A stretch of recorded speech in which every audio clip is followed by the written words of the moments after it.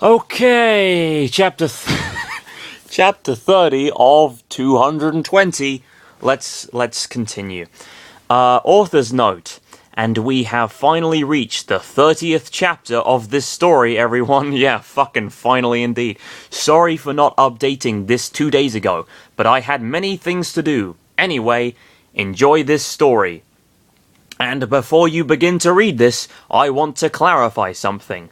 I know many stories has their OC a perfect fighter and all, that it's just plain wrong. I mean, a random character that appears from nowhere shows up at, let's say, the Smash Mansion, and he or she is the perfect kick-ass fighter of all times already, and befriends with all the smashers, even the villains. What the hell is wrong with those people? At least make them suffer a great deal of damage to have a point of satisfaction. I'm not saying Chris is the perfect fighter, and you know it since the first or second chapter that he is still learning to be helpful to the others, and also he is my only OC, and I don't want to be so harsh with other people and their OCs, but please keep the limits of their characters at a safe level, because before you notice it, there will be almost half OCs living in the Smash Mansion that are godly fighters. Thanks for reading this part. Tries not to point out some stories with a ridiculous amount of OCs. Oh, and his Lucario is not perfect too. So, who agrees with me? Or is someone against my point of view? And don't worry, I'm not mad at those kinds of stories. It's just a question that probably will clarify some questions in my mind. I want to know more about this matter to be a better writer. Anyway, read and review please. There's a valid point. Or Chris isn't that much of a Mary Sue, in the sense that he doesn't always win everything and he makes mistakes and stuff, but don't let's get too self-congratulatory or a channeler, Chris. The OC you choose to write about is literally just yourself, and you know, he still makes friends with everybody, even the villains, and he still, kicks ass and learns various abilities and managed to fucking defeat Star Wolf in a fight, and he's still necked with Maylene, so don't get too proud of yourself, huh? Because you're still dealing with a very deeply flawed character, and not in a good way. All right. Anyway, chapter 30. One Big Trouble. I know Uta. Fuck you. That music doesn't fit with this battle, you know, Chris said, breaking the fourth wall. Tane no Uta. Fuck you! Next, please. Snowman. Fuck you! No! Wildlands. Fuck you! Just know, here's a hint, we're fighting against a boss. Boss Battle Song 1. Fuck you. That's better, Chris said, smiling. Who were you talking to? Olimar asked, confused. With nobody. He frowned. Get ready! The distant spring landing site. Hey, did you hear that? Roy asked, hearing various loud steps from the west. It looks like an enormous enemy is fighting against the others, Pitt said.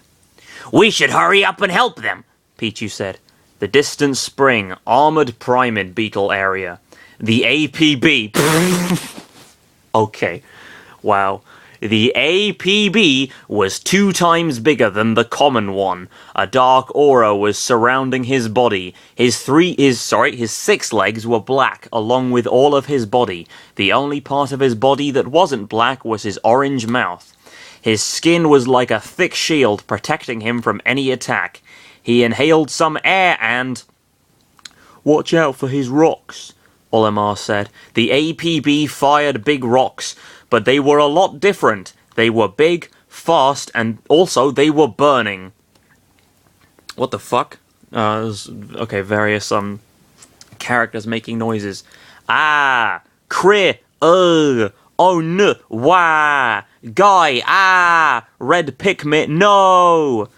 Okay, it's not attributed to anyone, so I can't really. It's just sort of random. I mean, I imagine the person saying Chris is Lucario, and I imagine the person talking about red Pikmin is Olimar, but I don't know.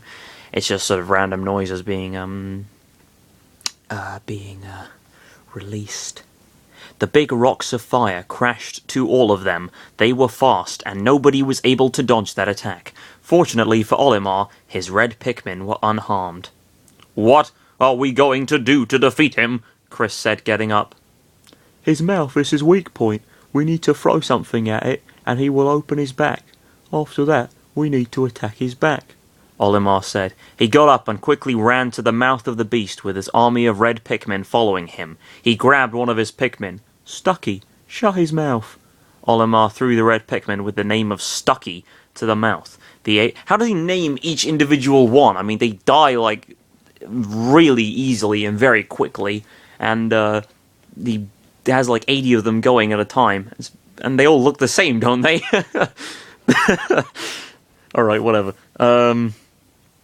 Olimar threw the red Pikmin with the name of Stucky to the mouth. The APB choked a little, and he opened his back. What does that mean? Opened his back, revealing a reddish skin under the black shield. "Now attack! It's our opportunity!" Roy yelled, running to the back. But the APB closed his back after 5 seconds of being opened, and Stucky came out, crawling back to Olimar's side. "But how?" Olimar asked. "He shouldn't close his back now." "Maybe the primates had made the time lesser when he closes his back," Pichu said. The APB inhaled more air, and everyone hid behind walls, rocks, and dead corpses of previous enemies defeated. Okay. But the fiery rocks destroyed every single place to hide. "This thing is nearly invincible. What can we do to defeat him?" Chris asked. "How do you know? You haven't landed a single blow on him yet. Maybe if you punched him once, he'd die. How do you know that he's invincible?" Chris asked. "If the status of him was increased, we should increase our attacks as well," Lucario said. "You mean you weren't hitting? Whatever. Do you mean if an enemy multiplied his force by 2, we should multiply ours by 2 too?" Roy asked. "That is my idea," Lucario replied back. "In that case," Chris looked at Olimar. "Olimar, throw 5 red Pikmins at his mouth." 5? Chris nodded. "His mouth size was increased too, right? More Pikmins can enter to it, right?" Olimar saw the mouth of the beast, and he noticed the size. You're right. I can do that." "Watch out! He is shooting more rocks!" Roy yelled as 5 more rocks were coming at them. It was too late for evading the rocks. They closed their eyes to try to resist the attack. "Huh? What happened?" Pichu asked as he was opening his eyes. He saw Pikachu standing in front of him. "Pikachu, what happened to the rock?" "It's gone! I used the thunder to destroy it," he said. "Poor old rock." Dwayne Johnson. "Shut up," he said. The second group joined the first group at the perfect time. Pit was in front of Chris, using his mirror shield to reflect the rock. Popo and Nana were guarding Olimar and his Pikmin, using their move Blizzard to freeze the rocks. Mewtwo used his psychic powers to reflect the rock coming to Lucario. And Jigglypuff used her move Rest right at the rock coming to Roy. Okay, so apparently she can make inanimate objects fall asleep. Make of that what you will. "Now, Olimar, it's your chance," Chris said. Olimar nodded and he ran with his Pikmin to the APB.